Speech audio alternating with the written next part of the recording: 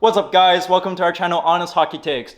You know what time it is? It is Sunday night. You know what time that is? That means it is week 2 recap of the NHL and the 3 stars for this week.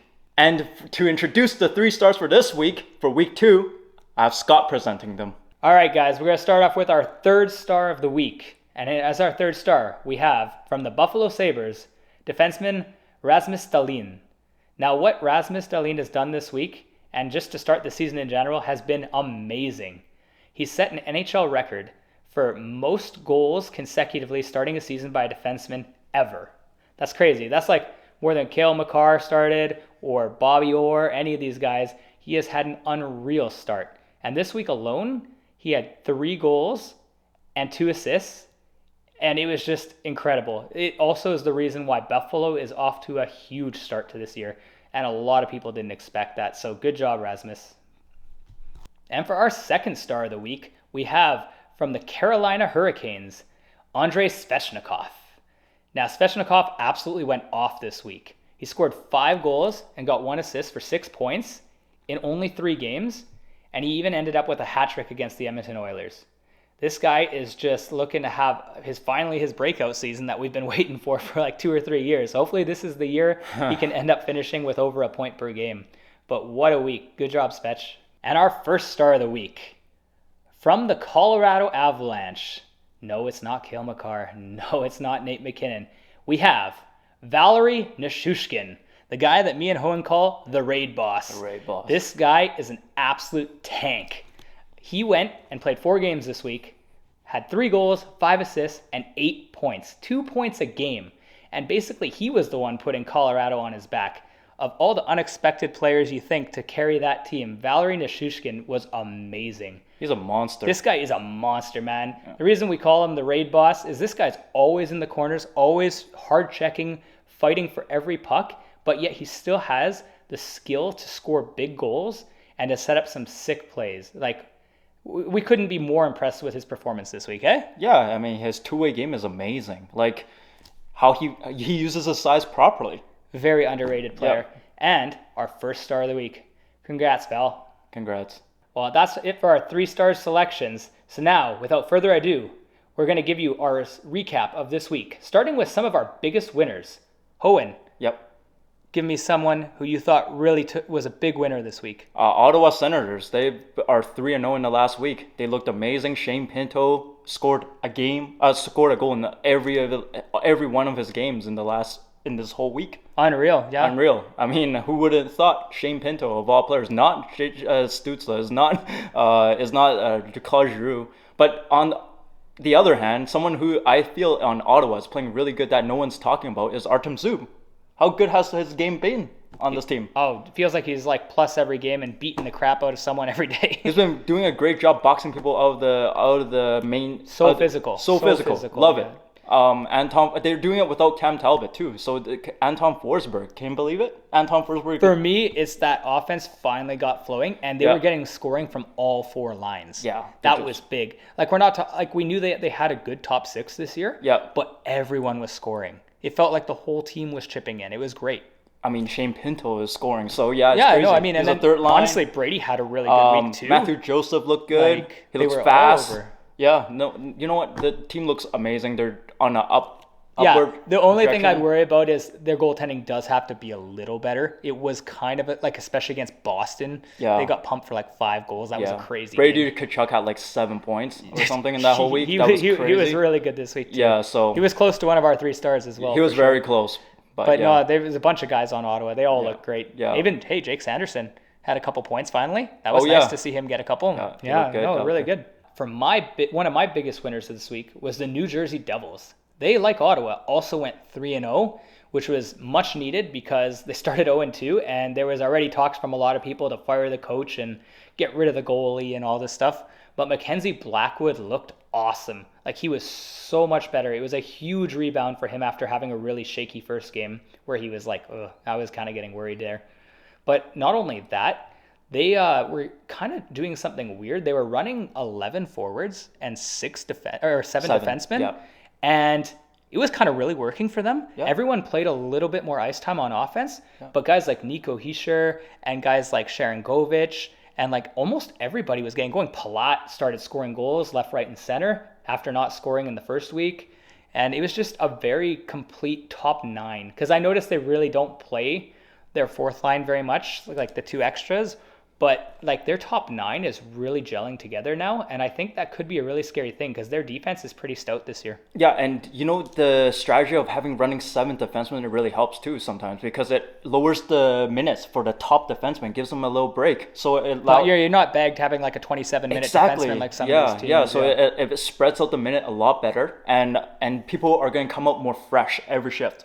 And they're gonna come up with more energy, and this is better for the team. No. And it promotes the top 9 to play better, like you alluded to. Yeah. So and they're doing it. And I know Jack Hughes has been playing really, really good, but he's a little snake bitten. I've noticed he's gotten so many shots. He's only got the 1 goal so far this year. Yeah. But he's flying. But it's good to know that other guys on the teams can score. It's just not just Jack Hughes. Oh, Jesper Brett and Palat got 3 goals this week. Like there's a lot of depth scoring that people don't think about. Is having a good week. Oh, he's 6 points this week. He was unreal.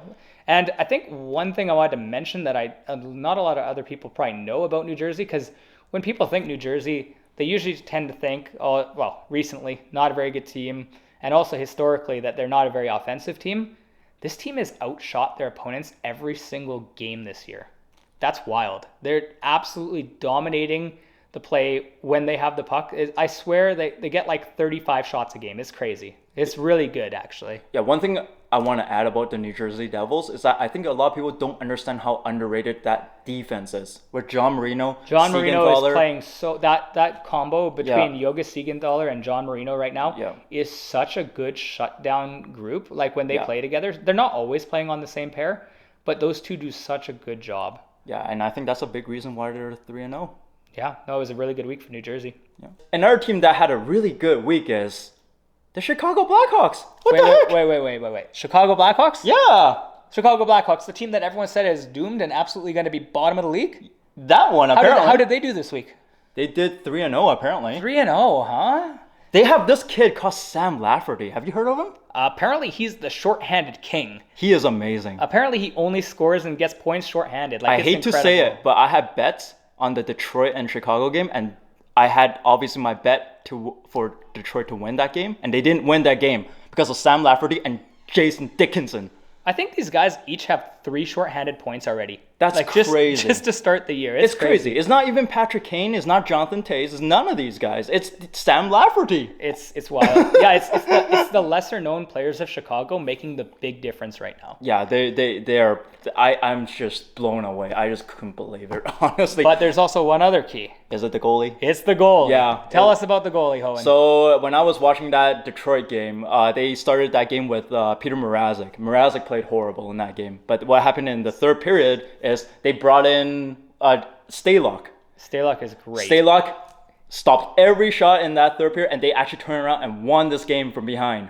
Can you believe that? No, his numbers right now to start this year, I know it's a small sample, are pretty darn good. And today, he just won his game against the Seattle Kraken.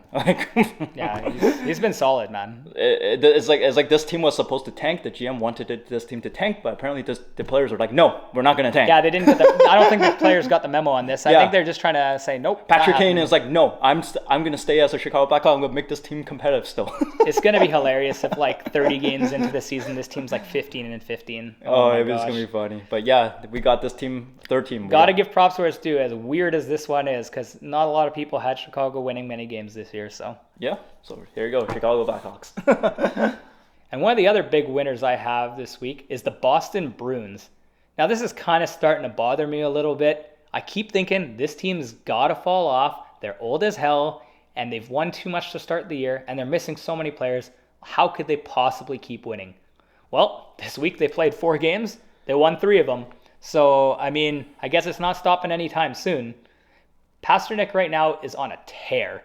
This guy is dominating, which is something I've actually wondered for a while.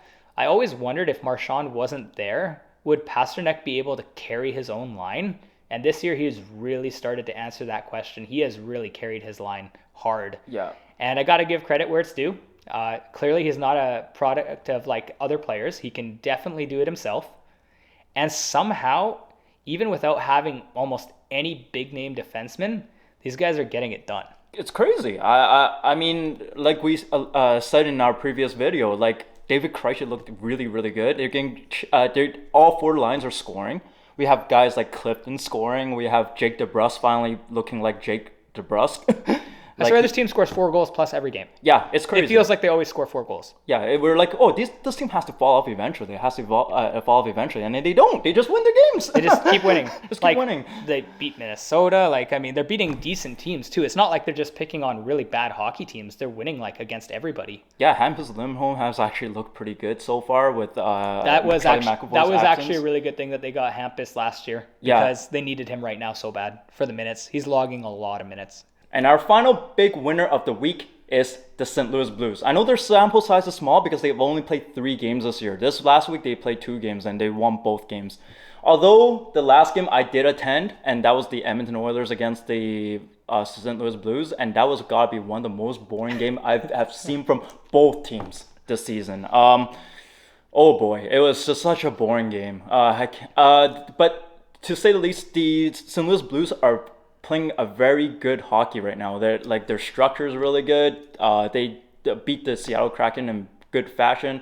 It was funny because in that Seattle Kraken game, Jaden Shorts, who used to play on that team, told Vladimir Tarasenko before playoff to not to not shoot the puck. And you know what Vladimir Tarasenko do in that game? He had 3 assists. Yeah. I just thought that was really, really funny. What a troll, hey? Yeah, what a troll. Yeah. No, Vladimir Tarasenko really impressed me this year because I like how he has not missed a beat. Like, he pretty much carried over from last year, and he's still really, really good this year. And I love it. I love to see it. You know a guy I'm really impressed with right now so far to start the year? Jordan Binnington. This guy was like pretty much canceled by a lot of fans last year because of his horrible play with his like 3 goals against average, and he lost his job basically to Ville Husso. But you know what? Husso's out of town, and Binnington is starting amazing. He is looking like he's fully going to carry the weight. And this guy shut out the Edmonton Oilers. This is a team with a lot of offensive firepower. To be fair, though, when I was in that game, Edmonton legit threw 5 shots in that first period. It was sad. Yeah, in the first period. They ended up finishing over 25, though. I mean, it wasn't terrible. Like, this goalie is, like, looking pretty good right now. Yeah, no, he does. And he's looking sharp. Edmonton couldn't solve him at all. And on top of that, another guy I want to mention on the St. Louis Blues is Justin Faulk. He looked good. Justin Faulk's had a really good start to the year. Very underrated. Very underrated. Honestly, probably their best defenseman. He is. No, hands down. Overall, I think he is. Hands down. I know a lot of people will want to go to Torrey Kruger or Perico. No, not Torrey Kruger. It's gonna be Faulk right now for sure. Hands down, Faulk. Yeah, just all around everything. Guy hits, blocks, gets points, plays a good, valuable role to the team. Just incredible player. Yep. Alrighty, guys. Now enough with the positives. We got to go over some big losers. Hohen, who do you have as one of the big losers of the week? Winnipeg Jets, 1-3 in the last week. That's pretty rough. And when I watched that game against Toronto yesterday, it was so boring. It was such a boring game. It wasn't great. It was not a great game from honestly both teams there, but Winnipeg just didn't look good. I mean, was it Blake Wheeler that scored that first goal? But yeah, or is it Cole Perfetti? One of those guys scored the first goal, and after that, they kind of stopped playing hockey after that. I don't know what happened. They just haven't looked that good. Hellebuck, I don't know. They just haven't looked amazing. I think the only player this week that I noticed that wasn't underperforming was Cole Perfetti. Yeah. Cole Perfetti was having a really nice week. Like, he had like 3 points this week. So for a rookie, heck yeah, like, we'll take that. But their big guns really fell off this week. One guy that really falls off. I never thought this player was ever good. To be honest, is Pierre-Luc Dubois. I never liked this player, but I get it. He has size. You know, he's a centerman. But I've seen him not try in shifts. Like, I've seen him give up on shifts so many times. Thankfully for him, though, he got to play with Wheeler and Perfetti. So at least they were doing something. Yeah. But the big line, who I'm big fans of, guys. I love Kyle Connor. I love Mark Scheifele. Yeah. They really underperformed this week. They were not getting it done. And Kyle Connor is oddly having trouble scoring compared to his usual pace. He's just having some trouble getting his shot off. I have to start to look at the coach. Like, I don't know, because this coach used to coach in Dallas last year. And he was not good on the Dallas team. I'm not a big fan of him either. Yeah, like, how do you put Heiskin on the second power play? But that's for another video. That's for another. but no, I just don't like the coach that they have in Winnipeg. What did you think of Hellebuck this week? He played okay. He's not great. I didn't think he was the reason they lost the games. Yeah. But I didn't think he did enough to like carry his team to any victories. Yeah, because sometimes you need a goal to really be the game changer. Yeah, sometimes. to steal you a game or two. He just hasn't done that, but he hasn't been particularly bad. Yeah, either. I wouldn't say he's like been terrible by any means. He's been adequate. It's just like look at the Toronto game yesterday. They lost 3-1. I mean, you don't expect that's not the goalie, right? Really. You can't blame on a goalie. They're not scoring goal. You can only score 1 goal in the game. Now the big guns got to get it done for these guys, especially Mark that top Scheifele, line. Kyle Connor. Yeah, these guys got to step it up. They got to step it out a little bit. All right, 1-3. Hey, well, I got another 1-3 team for you guys here. The New York Islanders. So they came out, and they didn't look completely terrible to start the year, but now they're kind of starting to show signs. They kind of lost that magic where they were scoring like 5+ goals a game for a while, and they're kind of back down to earth now. And one thing I didn't expect to see from this team is that the goaltending would take a bit of a hit this week. Sorokin and Varley weren't amazing, and it felt like this team wasn't scoring almost at all after the start to the season where they were scoring 5 goals one game, 7 goals the next game. But you could tell that wasn't sustainable. I mean, this isn't a high offensive team by any means. If this team's going to be successful, they're going to win a lot of games 2-1 or 3-2. I mean, to be fair, I didn't have, in my season projections, I didn't have this team high at all. And the reason why is because they got a lot of old players on the team. No, I had them like 6th in their division. Yeah, it's not like I had them doing They just anything. have a lot of old players on their team, and they're overplaying these old players, and they're not utilizing younger guys like Wallstrom. That is a big pet peeve. Right? Yeah, Right. Wallstrom's actually kind of showed flashes of some good play, and he's not really been rewarded with much ice time, which is odd. Yeah. They really seem to want to keep playing guys like Parise and Palmieri a lot more than they should. Like, I don't understand. Like, I don't understand at all. This is a team that, I mean, I'm sure we'll say it over the year a few times, but they got to start transitioning to a new, younger build. Like, they can't keep running. Their team's like the 3rd oldest team in the NHL right now. They can't keep running this old roster out there and expecting better results. Because these players are past their prime. They're not going to get any better. Yeah. They got to start utilizing the youth. Yeah, like Anthony Beauvillier. Yeah, I know he's injured, but like, yeah, they got a lot of guys. Yeah, like Wallstrom, Beauvillier, Brock Nelson, Dobson keep getting some more minutes. He's been solid actually. Yeah. Overall, he's been good. Yeah. Barzal's starting to pick it up a little bit, but not amazing yet. Yeah, I just think that the whole team honestly needs. Personally, I think they need to cut the minutes on Palmieri and Zach. That's what I mean. In like, particular, the older guys especially. Oh my goodness! So seeing them play 20 minutes a game, I'm like, why? It's just not doing anything for their future. Yeah, it seems kind of like a waste. It's a waste. So now we're going to get to the real bad teams of this week. I mean, this team was 0 wins, 3 loss, and 1 overtime loss, and that's the Anaheim Ducks. Boy, do they look bad. I mean, we kind of all expected this team to not be that good this year, but boy, I mean, you can't. I think we both had them 2nd last in the Pacific, right? So John Gibson, in my opinion, a really good goalie. I feel bad for this guy because I think a really good goalie years ago. I think it's time we got to stop rewarding John Gibson like he's a really good goalie, because I don't actually think he is a very good goalie anymore. You don't think so? He was like 3 years ago, and we always used to use the excuse he's on a poor team. But I think at a certain point, we can't keep giving him the free walk of being on a bad team. I think he's just not that great anymore.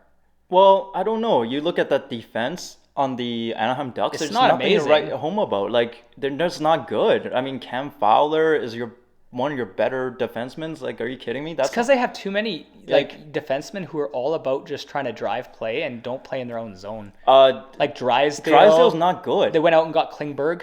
So Klingberg Drysdale. That's what I mean. That's what I'm saying. These are all offensive-minded defensemen. Yeah, they're just not good. That's not going to work in your own zone when you're allowing, 5 goals, 6 goals a game? Yeah, and I feel bad for Trevor Zegras. I mean, this guy and Troy Terry, both these guys are doing really good on the team, but unfortunately, they're like leaking too many goals against. And you can't win hockey games leaking that many goals. 5, 6 goals against is unacceptable.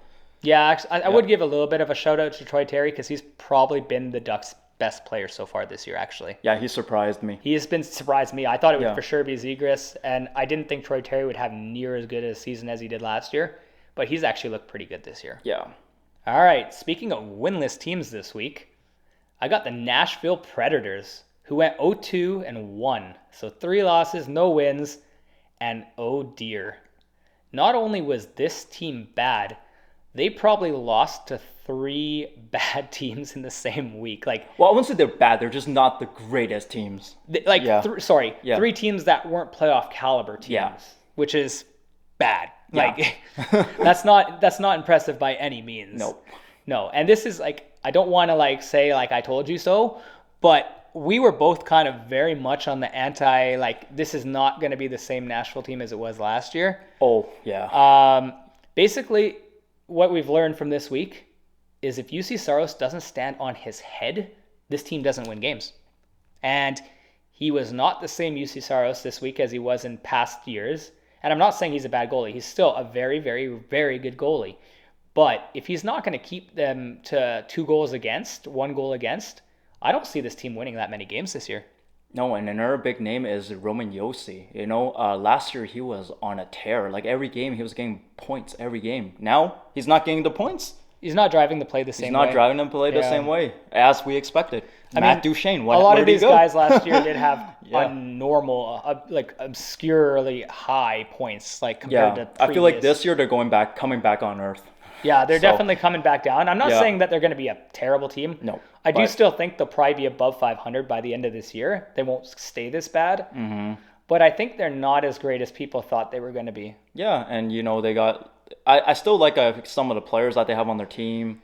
But I like Jeannot. I really like Jeannot. Jeannot, he had a pretty good week. Honestly, I would say that he might have been their best player this week. Jeannot. Like he was hitting everything that moves. Yeah. To me, he's very physical. Yeah, to me, when I watch the Nashville Predators, he defines Nashville Predators because Nashville Smashville. Yeah, they like to hit. we got to give him a shout out because that guy is one heck of a player. He is one heck of a player, but yeah, the other guys, the big boys were not doing it on offense or defense. Yeah, and the goalie, like all 3 phases was bad. Yeah. And this team's now lost 5 straight games. That's a little bit of an alarm bell. Yeah, I know it's still too early to judge this player, but Forsberg, he signed that big contract. I don't know if he's worth that contract personally, but I don't know. I do think Forsberg's the best offensive player by a mile on the team, but yeah, it's probably a little steep. But he is still their best offensive player probably, but yeah. So another loser for this week, going from the winless in this week to winless in the season, it will be the Vancouver Canucks. Oh, poor. This was just, honestly, it was just so sad to see. You know, like they lost to Buffalo Sabres in that horrific game. I just wasn't. I really, really thought that was the game they were going to win. Yeah, I thought they were going to win too, but they didn't even lose. They got demolished. Like, they got absolutely spanked again. Like spanked. And the drama creeping up with this team, like they're fighting each other now. Yeah, they're fighting each other, and then apparently JT Miller's getting like harassed around Vancouver because of how bad he's been. Like jerseys got tossed onto the ice after the game, burning jerseys in the parkade. Like this is crazy. This is getting out of control, especially only 6 games into the season. Yeah, I don't know what to say at this point. I really thought they were gonna win this game. So did I, and it's getting kind of ridiculous because on paper at least, and I know we can't always judge by on paper, but on paper this is a good hockey team. They should not be 0-4. It's the defense. I'm sorry, that defense is horrific. Oh yeah, because it's because they really only have 3 actual defensemen on the team. And don't get me wrong, I like Quinn Hughes for his offensive production, but his defensive game is bad. I'm sorry. They're running basically AHL caliber guys for their 560 right now. Exactly. That's not going to really get it done too much either. But it's not even just that. Like we said before, the offense is playing some terrible 2-way hockey. Yeah, they're not backtracking. Atrocious. Yeah, atrocious. Not backtracking. I mean, JT Miller's hasn't looked good at all in terms of a defensive side. Oh, no. Like, guys, I think it's ridiculous when people approach people outside of the rink and harass them. Mm-hmm. And I think there's no reason for that. No. And people shouldn't be going up to JT Miller and basically ruining his life when he's not playing hockey. But for his actual performance, he has been so bad right now. Like, it's next level bad. Yeah. I mean, that's what happens. That's kind of what we kind of expected when someone signs a big contract like that. They kind of stop trying a little bit. Yeah, it's pretty lazy effort from a lot of these guys. And it's not just JT Miller. We're talking about almost all their offense. And one player I really feel bad for is Elias Pettersson because this guy's been trying. He's been playing hard. And you know this guy wants to win. That's the only guy I really feel super bad for right now, to be honest. He wants to win, but it's just so disappointing that he's on this team right now. And it feels like his effort level is still really high. It is high. And last game, not necessarily, I know he's on and off, but I thought Andrei Kuzmenko had a pretty good game. He struggled a little bit, but I felt like his effort level was definitely getting up there too. But a lot of these other guys, it feels like they're not even trying sometimes. Some shifts, they just take off. Yeah, I mean, one guy we're not a fan of is Hoglander. We just don't like him. Well, he got sent down now. He's in the AHL. Oh, yeah. Horrible hockey player. I'm sorry. Oh, oof. Little aggressive. Maybe he just needs to work on it a bit. Work on it. Yeah, Let's be more positive. Okay, fine. Be more positive here. Jeez. Well, that concludes our big winners and losers of the week. Now we're going to go on to our rookie watch. All right, so first off, I just want to give a little bit of shout out to these players who scored their very first NHL goals. Yuri Slafkovsky from the Montreal Canadiens got that goal, and we all got to see that hilarious reaction on his face when he finally scored the goal, and how he was just so shocked. He's like, oh, like just unreal, hilarious. We all got a laugh out of it. And for a player who's playing 10 minutes a game, you got to give him props. I mean, it's nice to get your first goal. Next up, Kent Johnson of the Columbus Blue Jackets. He got his first goal, and then he got a second one the next game right after. So he's kind of on a little bit of a run right now. And he's looking like he probably is actually going to stick with this team this year. I mean, one thing I want to add about Ken Johnson, if the Columbus Blue Jackets want any type of success this year, Ken Johnson needs to be in the lineup. Top six. Yeah. Probably not the first line. Probably not the first line. Yeah, but top six, playing like 15 minutes a game would be good for this kid. Kind of similar to what Cole Sillinger was last year. Yeah. Yeah. So. Yeah. And then we're going to go on for another first goal. This one's kind of hilarious. Another Montreal Canadian, probably not quite as popular as Yuri Slafkovsky. Maybe didn't go first overall, but this guy's kind of hilarious, and you got to give him props.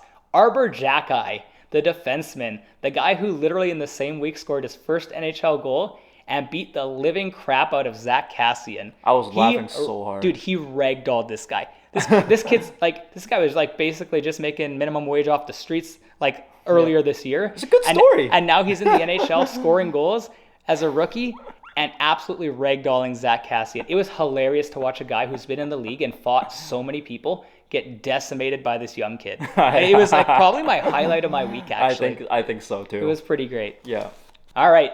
And for our couple, hopefully there's a couple out there, Arizona Coyote fans, our boy Dylan Guenther got his first goal. So that was cool to see. Hey, there's a positive for Arizona fans because, I mean, I know there hasn't been a lot, but Dylan Guenther looks actually pretty legit so far. All right, now I just got to talk about a couple rookies. I actually got three for you guys that absolutely destroyed this week, like dominated. They look so good. Got to start out with our point leader this week, Calen Addison, defenseman from the Minnesota Wild, Hohen's best buddy, you know. Love this player. Although he needs to work on his defensive game a little bit more, but he is good offensively on that quarterbacking that power play. Yeah, so Calen Addison this week got 5 points, 5 assists as a rookie defenseman. That's unreal. You don't see that very often. Crazy week for Calen Addison. It's also vaulted him into first in rookie scoring. I would like to add that he made me some money on FanDuel, so thank you. Oh my gosh. You're kind of a bit of a gambler. I might need to check you in here soon. Yeah, that puts Calen Addison ahead of our biggest man crush, Matty Beniers, who we all think is going to win Rookie of the Year. But I don't know if that'll last. But heck of a good week. Got to give props where it's due. Sadly, Minnesota didn't win a lot of games because of it, because their defense overall is still kind of crap. But the guy's driving the offense, and the power play looks great. Next up, cannot leave this guy out. Not a player that I was a huge fan of coming into the season, but man, he's been red hot. And that's Shane Pinto from the Ottawa Senators. Shane Pinto has now scored 4 straight games. As a rookie, that's primarily playing on the third line. That's crazy. That's crazy to me. He's not playing that many minutes, and the guy's scored 4 straight games. He's a big part of why they're on that win streak for this week. Oh, yeah. Yep. Dude, he's huge driver of Ottawa's success. Yep. Because, like we said, the whole team's chipping in, and that includes Shane Pinto, who's been their number 1 goal scorer this week. Kind of crazy. You wouldn't expect that with all that top 6 talents with the Brady Kachucks and the Stutzlas and Josh Norris and Batherson. Yeah. But got to give the kid props where it's due. I hope for Ottawa's sake it continues, but might not be that sustainable. Maybe not. And the third rookie who had an amazing week, and this one makes me happy because this is one of my favorite rookie players right now in the league, Cole Perfetti from the Winnipeg Jets. Now, Cole Perfetti had a goal and 3 assists this week. He looked really clean. He was just in the right place at the right time. It felt like every game he played, and was probably one of the only bright spots of the week for Winnipeg. This team, the big boys didn't step up, but Cole stepped up, and he was making some great passes to set people up, whether it was Dubois or whether it was Blake Wheeler. And he just finds a way to always be in the right place. And I just can't stress that enough. Like, his positioning is just so good. And I hope that it continues, because I really projected a really good rookie season for this guy. If you go watch our other video, I had him in the top 3 rookies to watch this year. And he's not really letting me down. He's living up to that hype. He looks really, really good, actually. Before this year, I didn't know much about this player, but now that I watched him play, especially yesterday against Toronto, he looked pretty good. He's making people take notice. Yeah. Love to see it. But yeah, that's all we have for this video today. This is our recap of our week 2 of the NHL. I hope you enjoy this video, but we will see you in the next video. All right, see you guys.